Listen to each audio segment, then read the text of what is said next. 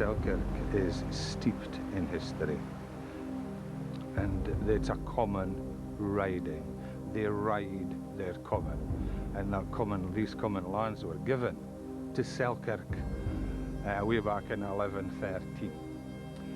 And you know, I have asked a lot of historians, why did the king give Selkirk all this land? Because if you boil it down in present day terms, that land is worth £300 million. And David I of Scotland gave Selkirk all that. You ask the question, why? And nobody can answer me. But Selkirk was given that.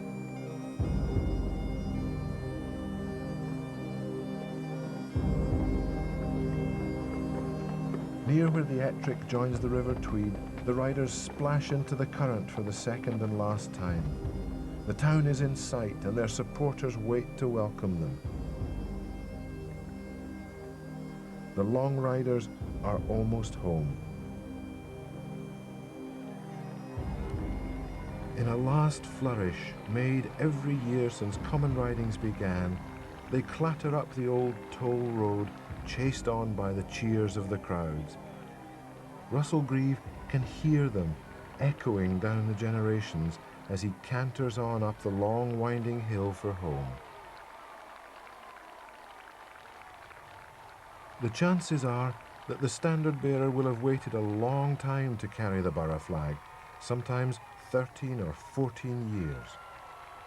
During all that time, he will have had to remain unmarried and have led a relatively blameless life. One incident of any sort with the police or any whiff of dishonesty and he will be instantly excluded. This is no idle commitment, and yet very many young men vie for it.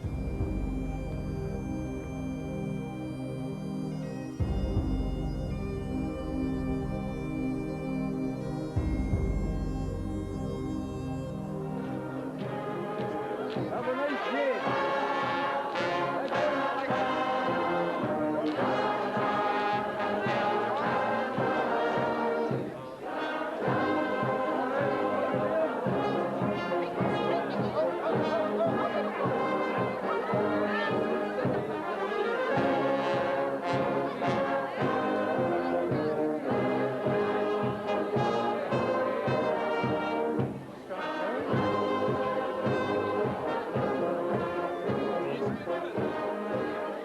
Back in the market square, from where the standard bearer began the long ride almost 4 hours beforehand, there is watchful anticipation.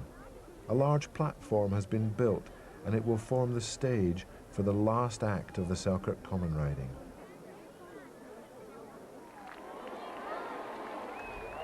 In 1513, the only survivor of all the Selkirk men who marched away to fight at the Battle of Flodden came back to this place, carrying a captured English flag.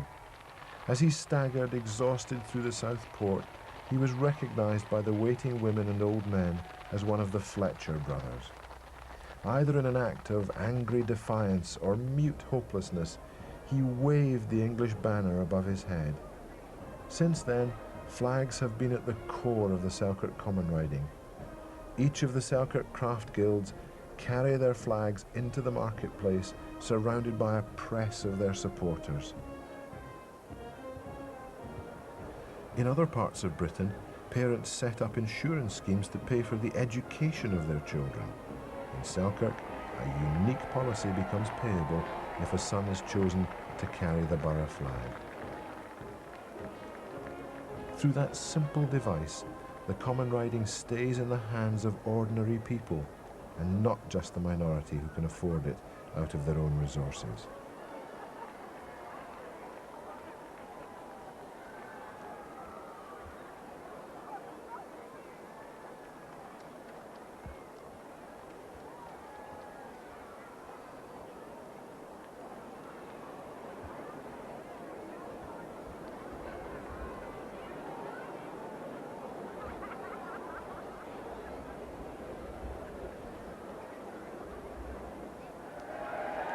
As the young man climbs onto the platform, he knows that this is his moment.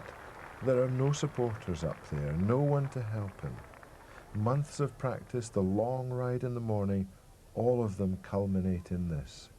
He must not make any mistakes, for even though the crowd is behind him, participants and not spectators, they are watching, and they will remember if he loses control of the flag in what is a series of difficult and precise movements.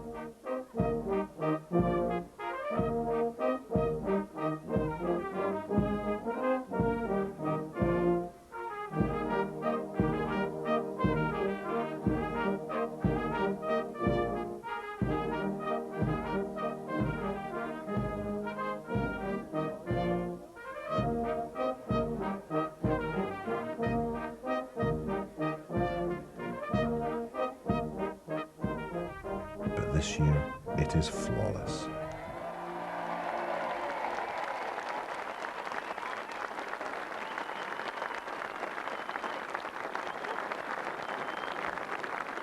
When all of the 7 standard bearers for the borough and the craft guilds cast their colours in this way, they remember all of Selkirk's sons who fell at Flodden in 1513, and they remember Fletcher's lone return.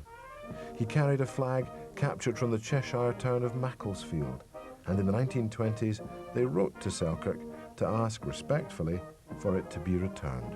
Even though they took a long time in the asking, they were not joking, and neither was Selkirk when they told the Cheshire men that the flag was staying in Scotland.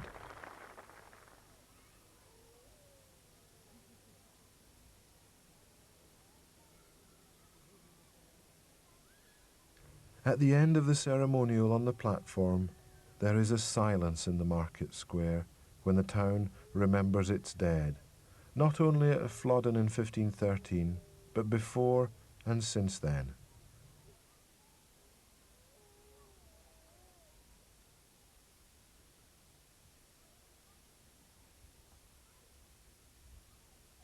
And amongst the silence, there is a sound that only Selkirk people can hear. It is the tick, tick, tick of memory, the unseen but insistent passage of a common riding passing into history.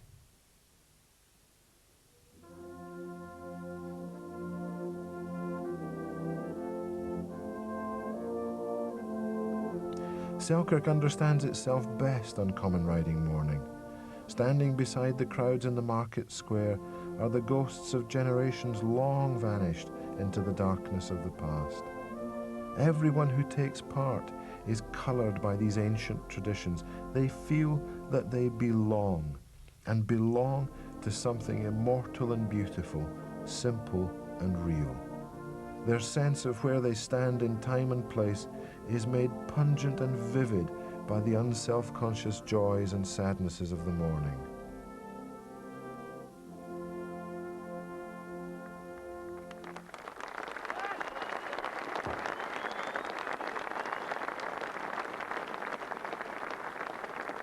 It gives me great pleasure, sir, to hand back this flag of the Royal and Ancient Borough of Selkirk, as I received it, solid and untarnished. Thank you.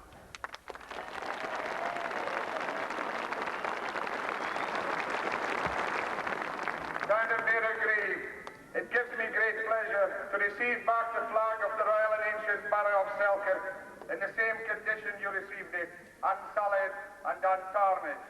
You and your attendants have ridden the marches of our borough lands and report these intact and in good order. I congratulate you all on the way in which you have carried out your duties this morning. You are indeed a credit to Selkirk. Ladies and gentlemen, 3 cheers for the standard bearer. Hip hip! Hip hip!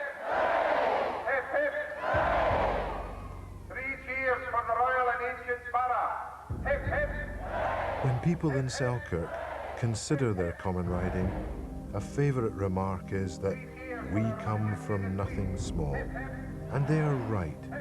On the first Friday after the second Monday in June, they know who they are and where they come from.